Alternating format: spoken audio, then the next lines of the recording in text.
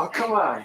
Look at this pile. My gloves wouldn't come out of the box right today at all. I'm like rushing. She's like, 30 seconds. I'm like, I'm not ready. Okay, enough of that silliness. Welcome back. Hey, you know what we're going to do today is we're going to work with some Pantone markers and inks, both of them, in a very watercolory sort of a manner. And I'm going to show you a couple of those techniques. Pantone markers are permanent, considered permanent, and archival, in a large part because they are made with pigments, pigment-based colorants instead of dye-based colorants. You'll notice a lot of other markers have, they're not really permanent. They'll wash out over time, especially if they're exposed to sunshine. These don't do that. They're archival. So you can make your beautiful illustrations, or in this case, we're going to do some watercolors with them. They are water soluble until they are set up. And that is another really nice thing about them. You can a little bit rub some of the pigment out depending on how thin you've made it. So we'll talk about that more as we get going. Quick question. Yeah. Quick question already. Yeah. How long does it take to set up? That is a good question. It's going to vary depending on your humidity, the type of surface you do it on. If you do it on a very porous surface, it will tend to dry faster. If you're doing it on something very smooth, like an illustrative board, it might take a little bit longer. Or the Yupo paper, that's another example of of paper that it might take longer. Once it is dry, we can talk about that later too if you'd like, but I usually will use a fixative, much like I would a watercolor, just to be extra safe, and then a final fix of some sort over it. We use SpectraFix. I'm not sponsored by them, but I like the product. It's fairly non-toxic as far as I know, and it's a continuous spray. So anyway, let's get to it. Enough chat. I want to play. I'm so excited to just sit down during a show. Oh, that's why you picked this topic this week. Yeah. Oh, that's good. That's real good. Did you do too much skiing this week? No, not enough. As usual, a cup of coffee from the Jura. Every day, I'm so thankful it still works. Still working. How long have we had that Jura? 10 years. 10 years. And it was a refurbished one. So one of the things I'm going to do, is this okay? Mm-hmm. Can they see all right? So I did this one this morning, and these are basically ink into a wet surface on 100% cotton watercolor paper. Pantone, we do have a specific paper for working with the markers, but it's really more intended for a illustrative purpose, not necessarily for a lot of water media. You know, the cotton watercolor, we can do a lot of stuff too. So I'm going to first demonstrate doing that particular technique on a piece of paper, watercolor paper, and we'll do a quick sketch, and then I'm going to use those to start adding the really color in. So hang with me because it's a lot of fun. Get a little handy spray bottle. Everybody can see okay? Yeah. Hey, quick question. Yeah. Is that purified water, tap water? What kind of water is that? It's just water out of the tap. So who knows? You know, at our old house up by the lake, Oh, gosh, lake water. it would have been brown, iron tinted. Pro tip, don't confuse your mug for your water jar when you're painting. That is, yeah, one sip of that, you'll make that mistake only once. So we can see okay? Yeah, I'm going to zoom in a little bit here. Because what's cool is what happens. So the other day I was at an open studio thing. I like to go to them and get the camaraderie of it. If you can find that in your area, it's a really great method of just gaining new knowledge, friends, networking. It's a way to get into shows. I've really enjoyed the ones. I'm in the Lake Superior Watercolor Society, and then I also go to the Duluth Art Institute Open Studios. And you can find these kinds of things everywhere, really. So I'm just doing a quick sketch, and you can see how fun that this is just a normal pen. It's a tool in this case, toolie or whatever. Zoom in real quick. Can you lift your hand? We're going to just look at that. Pen? The way that, no, look at the way the ink is spreading. Now, honestly, if you wanted to, and as it dries, it'll change, but I'm much like in a regular watercolor, I'm creating some structure to work within, right? There we go. Now you can see it spread a little bit. Capillary action. That was the word I was Yes. looking for. I was at the open studio and just playing, and I didn't feel like working. I was having too much fun talking. You? No. Never. And I had remembered doing this many years ago, and I'd forgotten about doing this. But it's so fun, especially when you're doing trees. You can see you can get some tree, the appearance of a tree, and you can just keep working this color or this ink in. Now I will say, different pens will have different hues to it. The tool is very, very black, but this is a Sharpie gel, G-gel, and this one will go a little more blue, if I recall, a little purpley blue, which is kind of fun. We're again making some marks. So you could use the blue ink, any of that. So I've created some nice structure there, right? That I can play with. I'll set that aside. Oh, something we're going to do fun today, Kristen. Yeah. Rice paper that somebody gave That's to me. right. That's from a workshop. Yeah. So someone gave that to me, and I'm super excited. If any of you have worked with rice paper before, drop it in the comments, please, and let me know. I know, weirdly enough, I know very little about rice paper, but I did do this on it using a combination of acrylic inks, Ecolina watercolors. The metallics are actually that, and the Pantone again, the Pantone. But look how cool that is. It's really fascinating. So the inks, we have the markers, which are a lot of fun. We have inks, which are refillable. So each one of these corresponds to one of these, and we can refill the marker. There's a nib on the end. You pull it out. There's lots of videos about that. You may want to tape down your surface. I'm not doing that today, and that's going to cause some really fun, happy mistakes. But we're just going to play with it this way. You can use these normal markers. We're not going to. We're going to play with it, working into wet, and allow the happy accidents to happen. There's a broad tip and a brush tip on these. They're both just fascinating. And again, we're just going to play and just allow some. You can see that capillary action is happening again. And we can kind of color that in. Now we can definitely take a brush. I have a few cruddy brushes. I've ruined many of my brushes, as some of you know, who know me. And we can actually brush that on like we would a watercolor and get some nice sky effects. So it seems to me that because the pigment is inside of the marker capsule, that maybe using these in a plein air situation instead of your usual watercolor kit might be useful. It's the versatility on this. That's a good point. Versatility on this is shockingly good. And I've had these. How many months have I had these, Kristen? I want to say 7. Maybe 7. We got the ambassadors at Royal Talon. We got to play with these earlier on than some. But look at how dense that color is. I don't know if you can see that at home, but the stability alone of the color, because it's a pigment-based colorant.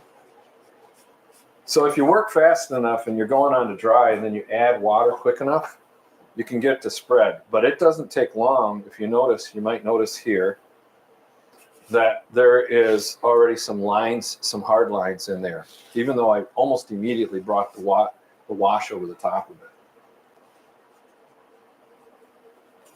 So super fun. Let's try a different color. I'm going to show you a number of techniques. I'm going to show you a wash technique on one of these in a few minutes as well. If any of you have worked with these markers, oh, you know what I didn't do, Kristen? I have my markers. I think they're over. The rest of the colors are over in the backpack from the last trip we took. I'm looking for the burnt sienna, and it's not here. We're gonna work You had intended to do a lot more plein air when we were down in Florida, but we ended up in a place they wasn't a lot put up a parking lot, as you know the song. Wasn't a lot to look at. Paved paradise. Put it bluntly. Yeah. Not a lot. So this is a brown, but I can mix color into this too. So I'm working again into the wet surface, create some kind of rock formations. And then I can take this orangey color and I can work that into it as well. And now I'm creating a different color.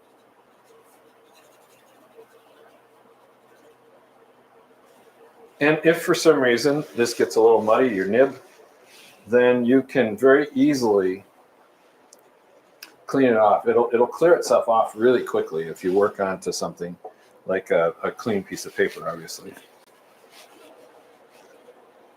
So I like to have a little structure in my work, so I tend to always have some heavy lines.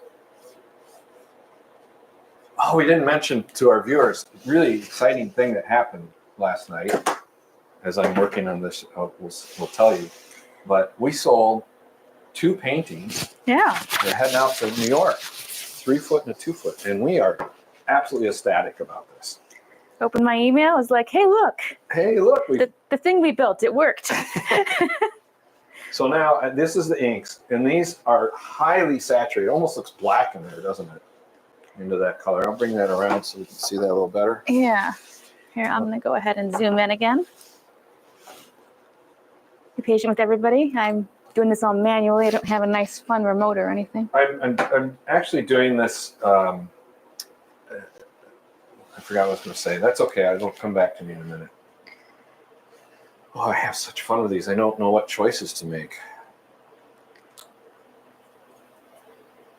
This is one of my favorite colors, this orange here, this yellowish orange. Yeah, I did finally commit to commissioning that pendant light with that orange in it. Oh, did you? I did. I was like, it's our house. It's getting down to the end. You can tell the favorite color as they get down to the end. So we can do a little wash, if I can get the water in here. And I thought I was completely prepared, but let's get a bluish green. Got my dependable, old, terribly venerable. Both vulnerable and venerable. I ruin brushes left and right. We have a brush maker. One of the other ambassadors is a brush maker as well, and she's offered to supply us with some brushes, but I'm worried about wrecking them permanently. But I thought you were supposed to create without fear. Yeah, that's right. Create without fear. So you can see we got a really bright color all of a sudden, and now I'm taking this and just going up in here into this tree, creating a little bit of a tree-like object. Here we got over here some moss and little plants and stuff. Today, I gotta slow down. I'm so excited, Kristen. Yeah, maybe take a breath. There we go. Breathe. It's a little better. I'll just sit into my radio voice here. Yeah, please do. Everybody loves your radio voice. We have other techniques that you can do all the same with the anything you do in watercolor, you can do in this, but it's even more versatile. So we can get a little bit of again, play with the techniques, learn the material. So a fan brush, if we want to get that to spread a little, you can spritz it a little bit, create a little more abstracted look to it.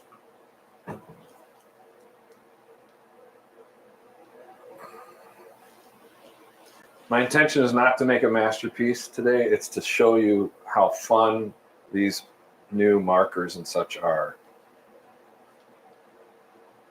Let's do a wash in there.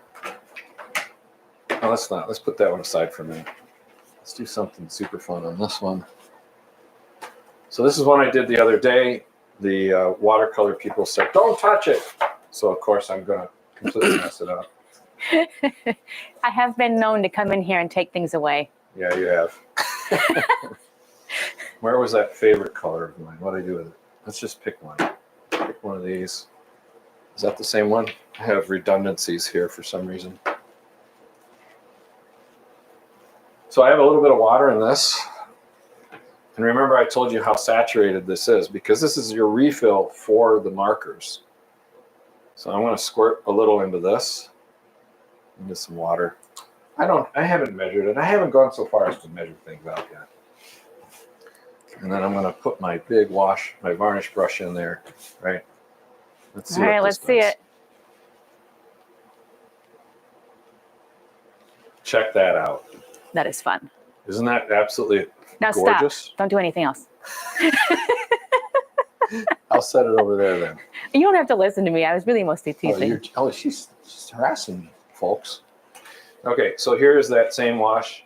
I'll get a little, load the brush up a little bit more. Let's just do a fun little abstract line right through here, okay? Almost like it's a... Ooh, look at that. Come on, right? That's fun. Right? I'm looking at you like, no, you got a close-up on it, don't you? Oh, yeah. This is what I'm talking about. The versatility, the color saturation is so high that a little bit of this ink goes a long way. And it gives you so many beautiful options to play with. I have to get some more. I want some more of the pink ones. I haven't put the pink on there. Well, let me get a pink out. See, the problem is this is so saturated now. I have color all over it. So let's take it over here. Set this one aside again. Never wants to waste any pigment, do you? No. Oh, yeah, my phone is actually on. Whoopsies. That's mine, actually. Oh, that was yours? If the person that bought the 2 paintings is listening, thank you very much. We're very honored, especially when we found out who. And it came at a blessing time for us. Look at it. It's still, isn't that amazing? It's still yielding the color. You've noticed we picked up a little bit of the green because it's still very wet, but even later, when you put the inks on that thick, it very easily can pick up some of the pigment from the surface. The binder is proprietary, of course, on the Pantone formulas.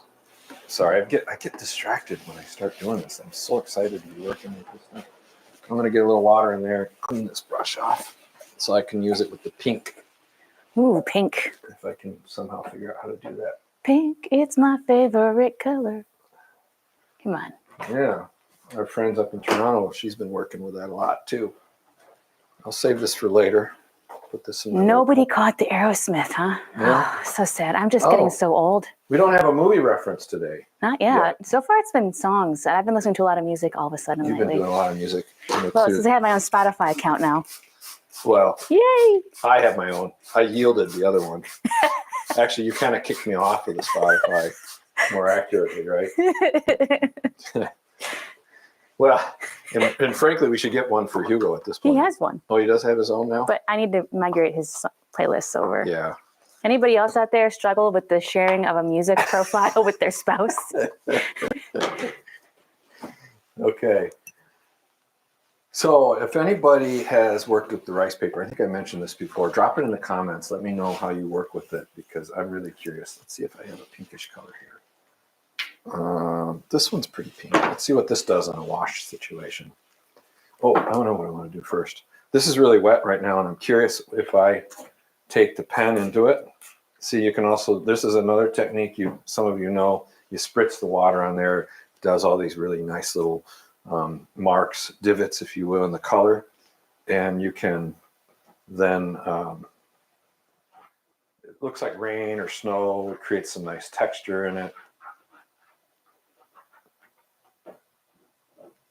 I can see how the ink is again spreading. Kind of some rocky formations here. A little more of this. And of course, I can't do anything without doing a little tree form up at the top.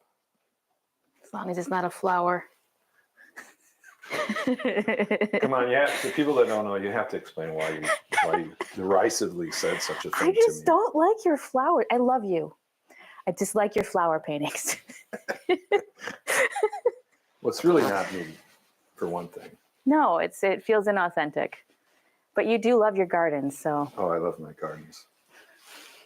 I mean, that's what we've, for years at waterpaw.net, we've built water features for generations. I recently saw a vintage photo of Monet in his gardens. Yeah? Wow, I had no idea how lush they were when he was alive. Yeah, it was amazing. And they've done a great job maintaining them, really, from what I understand. We'll have to go visit someday. Yeah, goals. So I'm making some marks. We'll come back to that one a little bit later. Let's do some pink on this other one. I don't have enough room. So check this out, this one. Look what's happening with the green as it's drying. Can we see that? Yeah. And how it's creating little halos as it dries because we did it into a wet surface. Again, I'm not trying to do a finished piece, but a lot of times after the show, I'll come back to this and we'll do a cool little. We'll keep working on it. She shuts off the camera, and I usually keep working. He does. So a little more water in there. It's probably more than I need, but where's my pink?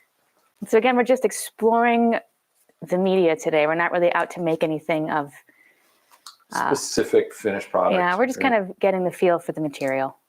And I want to show you different techniques that you can use. Some of any watercolor technique you use, you can apply to this. That's what's so joyous and wonderful.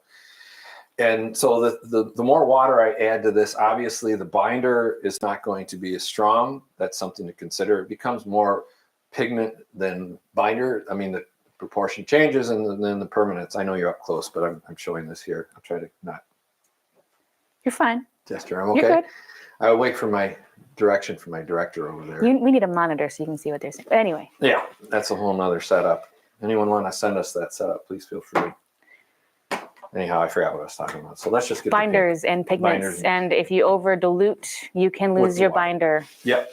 So it will sit on the surface. The pigment will still be there. But that's why I say when you're doing this, use your,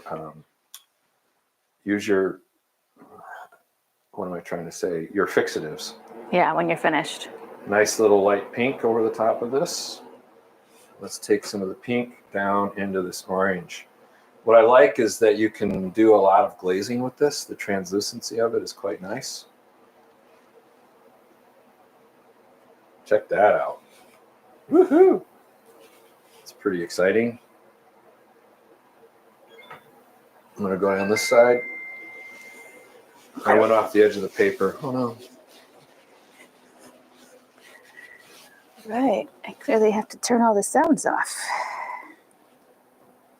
So now we could come in, we can do highlights with the markers. And again, I forgot my other markers are in, I think they're inside. Let's get a dark green.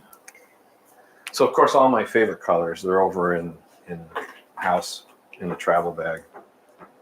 I'm gonna spritz a little on there so I can pull the ink out into this marker. And I'm just gonna add some highlights into the tree, or some shadows, I should say.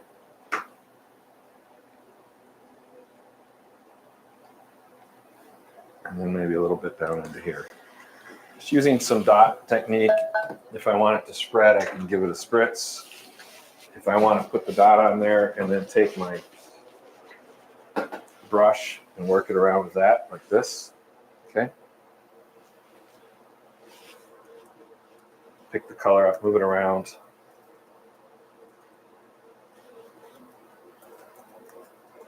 Oops, yeah. So that's pretty fun right there, right? In what we spritzed earlier, we spritzed on the water and it's affecting the texture in the background. Now, one of the other things we can do when it comes to this, speaking of textures, and some of you are going to be familiar with this idea. Let's pull this pink over here, and then I'm going to do some blue over the top of this. So I have that pink a little bit thinner than the orange when I was using it, but that's okay.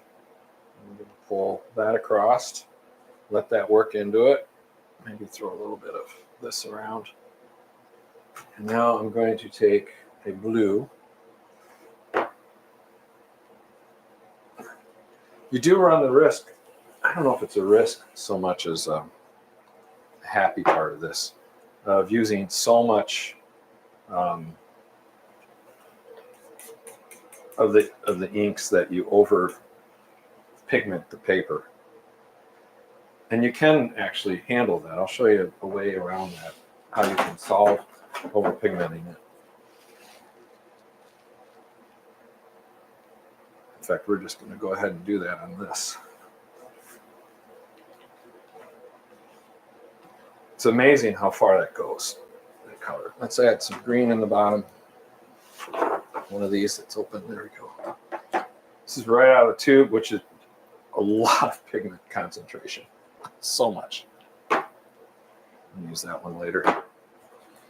So now we're using this interesting, just a type of rubber kidney shape. All right. So what you can do is something that many of you are familiar, is throw some salt on it. And as that dries, that will affect this surface as well. It's not like good kitchen salt, is it? Yeah, it is. Oh, come on. You'll be all right. So I added that on there, and as it dries, it'll do some really neat things to the surface. So now that we've done that, let's throw some other stuff on it. Now we're getting crazy. Before that was some very traditional watercolor type techniques, and we'll readdress that in a minute. And now we're going to start to push those limits of the material. And this is Ecolina watercolor. There's two things I really love from this line, and that's the white, because it's opaque and it does some really nifty effects. It's a little bit thicker than I wanted. I have a thinned out version here. I'll show you that one. And I like the metallic. So you can mix the watercolors with the Pantone. Oh, sure. This is mixed media heaven around here. Does it change the archival nature? Oh, I'm sure it would. Yeah. That's one of the reasons I'm using the white and the gold, because it's a little different than some of the other Ecolinas. The Ecolina line is really fun to play with. I've done some workshops on that, many workshops on that. But it's not considered archival. I mean, you have to be pretty careful with using it. Now I'm using the white, which is a different sort of an animal than the other pigment-based ones. So you can see I'm pulling that around using a palette knife.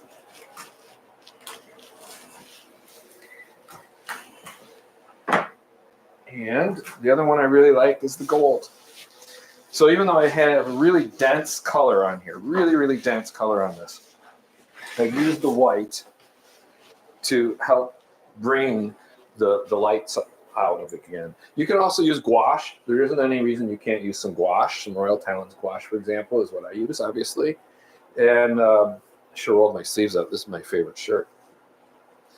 So you can use the Royal Talons gouache instead of the white watercolor. There's other brands, obviously, that are out there that you can use as well. And then we can also use different tools like this thing that we use in tiles, tile making. Make some structure in there. Okay, you can transfer that around. Now you can also lift. You can lift your color back out if you want. Okay, this is going to be interesting. But you can lift it out while it's still there. So if you want to soften an area, remove some color, you can do that.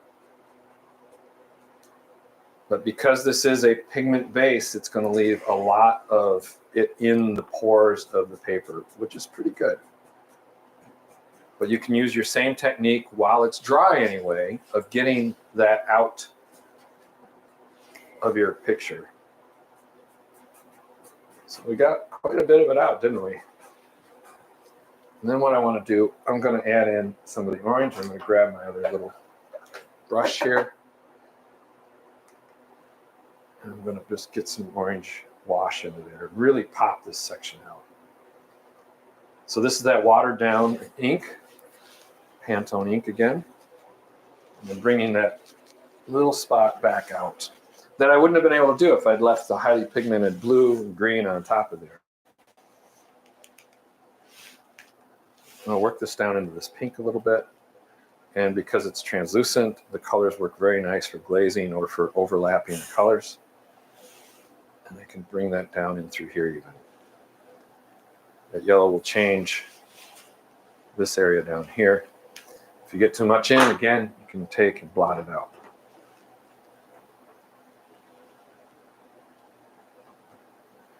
I really love the idea of the fog in, we get it out here on the Lake Superior. And so my pictures often will incorporate that fog.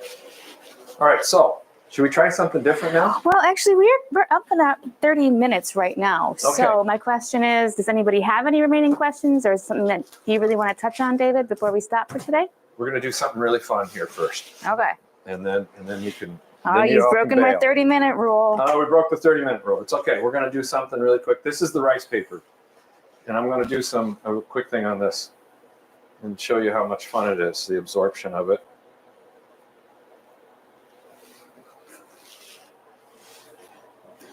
It's just an entirely different sort of a process.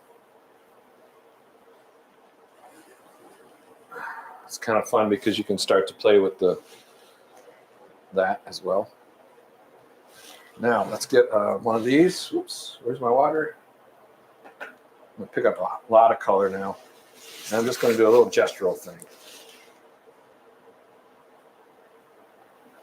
Check that out. See, it's spreading and capillary, but it's fascinating what happens with this paper. It's such a different quality than, say, 140 pound, 300 pound, 100% cotton rag. The rice paper is a whole nother level of interest.